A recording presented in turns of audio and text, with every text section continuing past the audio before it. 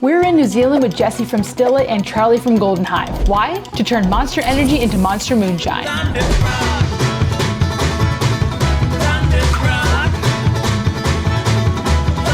We recently made Monster Beer and Mountain Dew Moonshine. Charlie recently made Monster Wine. Now that we're all together in New Zealand with Jesse, it only makes sense to combine our monster forces and make Monster Moonshine. But will it actually taste good? Wow. Dude, am I garbage? Oh, that got weird. Canned Monster is loaded with preservatives that are designed to eliminate substances like yeast, which could interfere with fermentation. To tackle this, we're using a Monster Energy syrup on top of a few Monster cans, and then we're adding yeast nutrients to help give fermentation a boost. More on that later, but the big question is, will it actually ferment, or is the beast just too strong? We all just wanna be big rock stars, living hilltop houses, driving 15 cars. All right, team, we're not gonna be putting any more Monster from cans into this bucket because obviously the Monster is carbonated and the carbonic acid can make things a little bit acidic, a little bit bitter. What we have instead is a giant box of Monster syrup, which is not carbonated at all. It's pretty much exactly the same thing. We're gonna put this into the bucket, dilute it down with water, which means we're gonna have Monster without the carbonic acid. So much more tasty. So the reason we're using syrup and not just the cans is because that's what we're gonna do. As I mentioned earlier, we were concerned about the fermentation process. The ideal pH range for yeast fermentation is between 4 and 5.5, but ours was a bit too low. To help boost fermentation, we added yeast nutrients and used calcium hydroxide to raise the pH. Both low and high pH levels can negatively impact fermentation and flavor, so we tried to get it just right. Once finished, it was time to wait, and since we're in New Zealand, Going off the rails on a crazy train. after a week, we were ready to see if our Monster Mash had successfully fermented or not. Am I doing this right? Is this some sick joke? You need one of these, sir? If I were to give somebody who's struggling a tip, I would say do this and use your hand and pull it at the same time because that worked great instead of watching them suffer. It smells really good. It smells good. Finger cheers. Cheers. Cheers. Actually, that I mean, tastes like Monster. It tastes exactly like Monster with a little bit of alcohol. Like we feared, there were some fermentation issues and our wash only reached about 2.5% ABV, which is much lower than we anticipated. In brewing, this would be problematic, but since we'll be distilling with a reflux configuration, we can still reach around 60% ABV, though the final yield will be lower. In hindsight, there were definitely a few factors that may have contributed to this outcome, which we'll get to shortly, but this is just Monster Shine, and in the end, It doesn't even matter. So I don't know if you guys heard, but Libby just signed with the WNBA. And I'm 6'2", 6'3", and that makes Libby about north of 7 feet. north of 7 feet? Let's see, I'm 5'4". I don't know about that. This is all legs. I've never seen a still that looks like this before. Right. Can you kind of explain what's happening in these sections? Yeah, sure, dude. So everything below here is the same as a pot still. Right. We're still gonna boil the stuff we fermented down here. Monster It's gonna create vapor and it's gonna come up through the still. So it's gonna come up through this column just like it did in the pot still. But now we've added an extra condenser, which we're gonna use to turn some of that vapor back into liquid and send it back down this way. Oh, so it's not being transferred into like the jars immediately. It's coming back down first and then it's gonna kind of recycle again. Yeah, I guess the art to this is deciding how much of that vapor you're going to send over the top and into our collection jar and how much you're going to send back down. When we do send it back down, it's going to drip into these, which are called bubble plates. So essentially what we have is little mini distillations. We're not condensing and redistilling, but it kind of acts in the same way. Can you explain in like the most basic terms why somebody would choose this method, like in terms of flavor, or like the final product or efficiency or whatever that may be? Like 2 reasons. One, they want a higher ABV. We're doing multiple distillations. If we had enough of these, we could run it at 95% all day long and just collect 95%. 2 is you might want to kind of tame the spirit down, kind of clean it up a little bit and make it a little bit more palatable. This is Monster wine, so I don't know what's optimal. What we do know is that our fermentation didn't go entirely to plan, and this is like 2.5%. So I was planning on having maybe 1 or 2 plates, but because the ABV is so low down here, we've added a 3rd one in.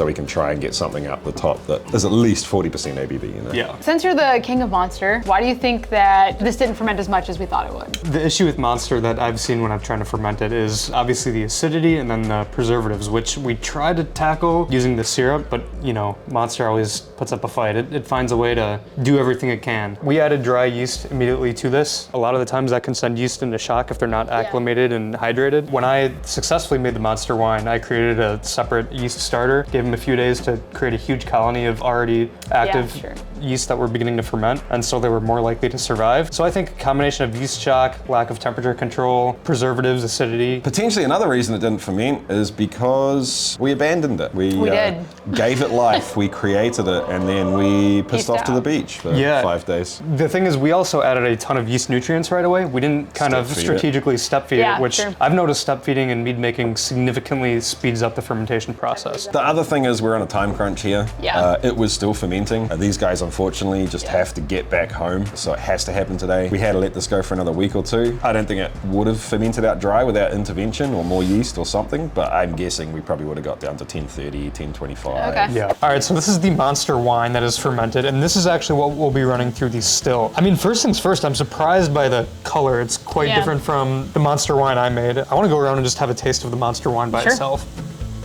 I'm getting a little bit more funk now than we were smelling it out of the fermenter.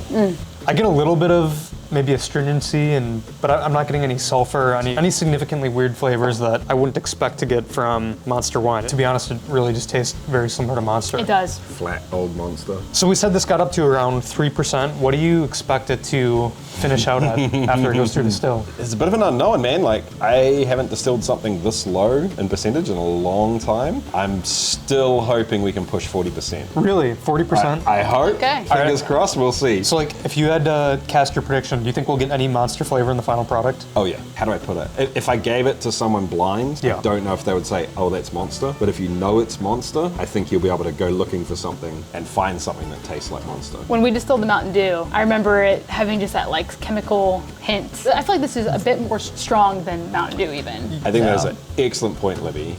Yeah. This is a far superior ingredient for distillation than Mountain Dew, because it has a more distinct and a stronger flavor. That's exactly it. With the Mountain Dew, you take away the sugar and you're essentially left with like lemon lime and window cleaner. I feel like Monster has more unique, it's got a more unique flavor that what stands out. What are we left with? Kerosene?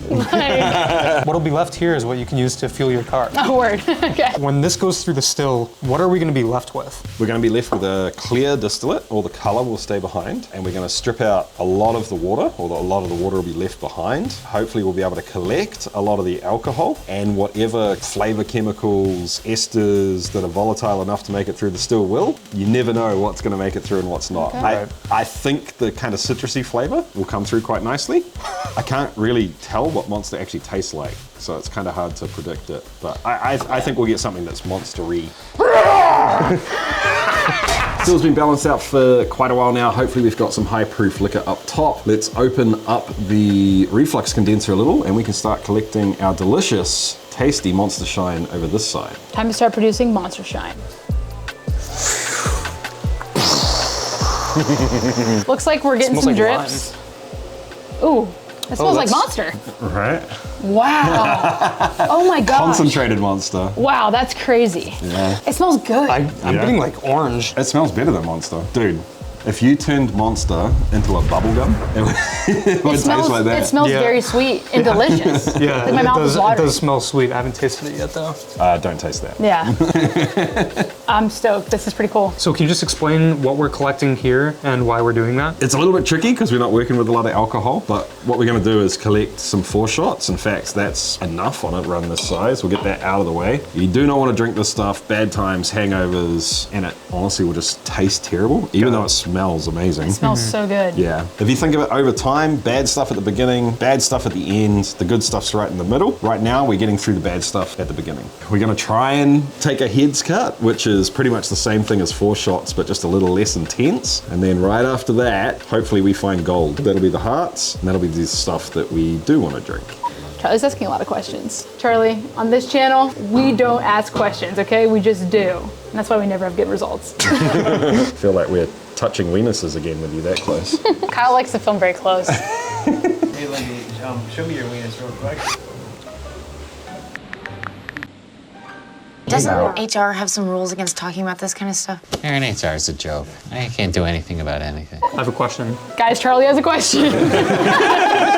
So is the final product gonna have any caffeine? Never tested it on anything like this, coffee, Monster, Coke, but the boiling point of caffeine is so high that all guesses would say there will be nothing coming through the pot. The stuff in the pot down here will be super caffeinated because it'll be concentrated. So the interesting thing about distillation, dude, is that the flavors will do the same thing as the heads, hearts, and tails. So when you have something that is, you know, maybe 5 or 6 different flavors all put into a can, when you distill it, you might only get one of those flavors at any point in time. Yeah. So when it's coming off the still, it's really hard to know what you're going to taste because when you put it all back together, suddenly 2 or 3 of those things come out. The other thing I would suggest is when you're tasting, I've found the easiest way to figure things out is to taste, like to reference it against something. Okay. So what I think we should do is open this up and have a taste because you may just find that Monster will never taste the same to you again. I'm dead serious after this. I get the bubblegum thing now and this. The thing that stands out to me is the acidity of this. Like it's way, way more acidic than the spirit. I can see where the bubblegum comes from. So I have a question, guys. When we go to proof this down, do we proof it down with water or do we proof it down with Monster? I am getting that like burnt thing though. Yeah. Well, I was just going to say, Kyle, should we just call it here, man? So what Jesse is doing here is combining all of the hearts cuts into one jar like this one. He is then setting aside all of the heads and tails that we do not want to drink, leaving us with only the good stuff. And again, if we hadn't messed up the fermentation and ended up with a higher ABV, we would have gotten a much larger yield of hearts. But now the moment has come. We're about to give straight Monster Moonshine a taste test. But that's not all. Stick with us to witness what happens when we mix it with the legendary Monster itself. And wait until you hear what Monster beer experts have to say about the final creation. The results may shock you. So this came out of the still a little above 60%. Yeah, it's about 65% ABV. And now we're proofing it down to about 40% just so it's a little more palatable. Totally, man. Smelling this makes me glad I dropped out of college and started working for Clawhammer. Just to recap, we took Monster Energy, we fermented it, and now we distilled it, and this is the product of distilled Monster Energy. At 40% ABV. I didn't know that was possible. Are you ready to unleash the beast? Let's do it. Cheers. Cheers. Cheers.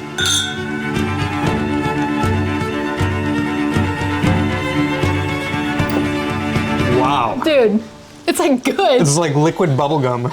Oh my gosh, am I garbage? Why is that so good? Are we? That is actually, like, it's kind of out there, but it's not bad. It's out there, yes, but that is not bad. Considering what it is, it's an A+. Holy crap. For sure. As crazy as this is, I mean, I'm still not getting a lot of the flavors that are originally in Monster. If this were labeled as a bubblegum liquor, like it wouldn't shock me to taste it. I would be like, oh yeah, that makes sense. Like a citrus bubblegum liquor. Yeah, totally. Like, dude, now that I taste it, I get bubblegum from Monster. Is this just plain Monster? Yeah. Yeah, which I've never thought about before. It's it's never crossed my mind that Monster has bubblegum flavors, but it seems like it does. I didn't get to try your Monster mead. Do you remember getting any bubblegum Not at all, on that no. or anything? No? That actually tasted much more similar to Monster Energy. Okay. Something in the distillation process isolated those bubblegum notes. I wondered too if you hit the nail on the head earlier when you were talking about the acidity, the pH difference. If you have citrus flavors but no acidity, citrus doesn't really taste like citrus. True, Do you know what I mean? Okay. Totally, yeah. So I wonder if it was a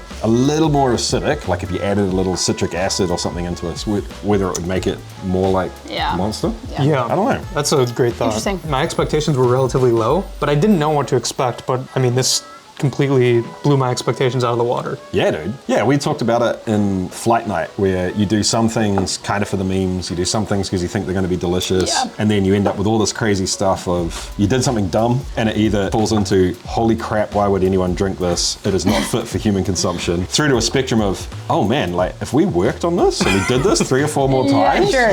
you could bottle this and sell it. Yeah. I think if you gave this to somebody like a blind taste test, I don't know if anybody would be able to identify that this came from Monster. I really want to pour some Monster in. Dude, let's Yeah, do it. let's do All it. Let's do it. Serious question though. Yeah. Ratio of Monster Shine to Monster. What do you Yeah. think the call is? I want to full send it, but that's a lot of, I'm thinking 50-50. like a little, I'm gonna start a little lower and have Okay. a sip.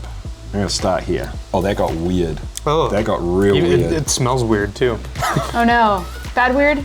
See, I now, think because it's like almost carbonated, but not. Like I need bubbles. If I was it's gonna be say, yeah, bubbles. and Okay, it's I'll trust you.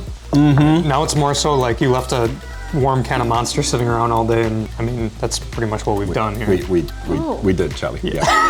But that's good now. That's yum. Did you add more? If that was cold and more carbonated, I would actually be legitimately into that. I added more. Sniffing, it's hard. It's going right to the brain. I'm gonna be totally honest about this. I'm not huge on Monster by itself, and I don't like Monster combined with Monster liquor. I really enjoy the Monster liquor by itself. Fair, yeah. Like that's something I would legitimately sip on by itself and enjoy. Do you know what I like about this? The uncertainty of not knowing whether the alcohol or the caffeine is gonna mess me up first.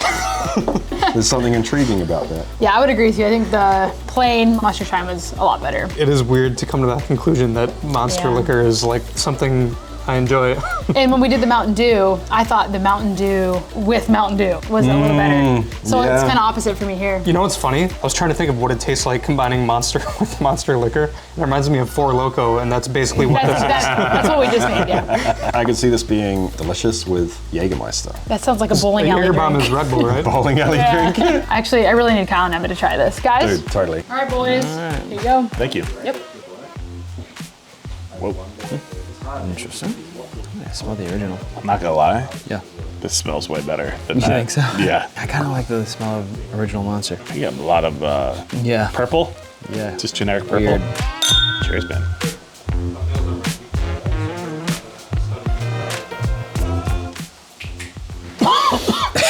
It's like 9 in the morning. I don't know. Yeah. I'm ready for straight alcohol. Do you think it's better or worse than the Monster beer? This isn't bad. It's a little jagged. I mean, we just did a one and done bubble plate run. Yeah. What do you think? Put this in a sherry cask and age it for about 8 years and I think if you did like a double pot still run, put it in a nice $3,000 sherry cask for about 10 years. Yeah. I mean, for what it is, it's way better than I thought it would be. All right, team, I'm gonna say mission 100% completed here. Yep. We did the thing, we distilled Monster Shine. It's actually way better than we thought, so high fives. I appreciate you guys, we nailed it. There's only one thing left to do. Cheers. Cheers. Cheers.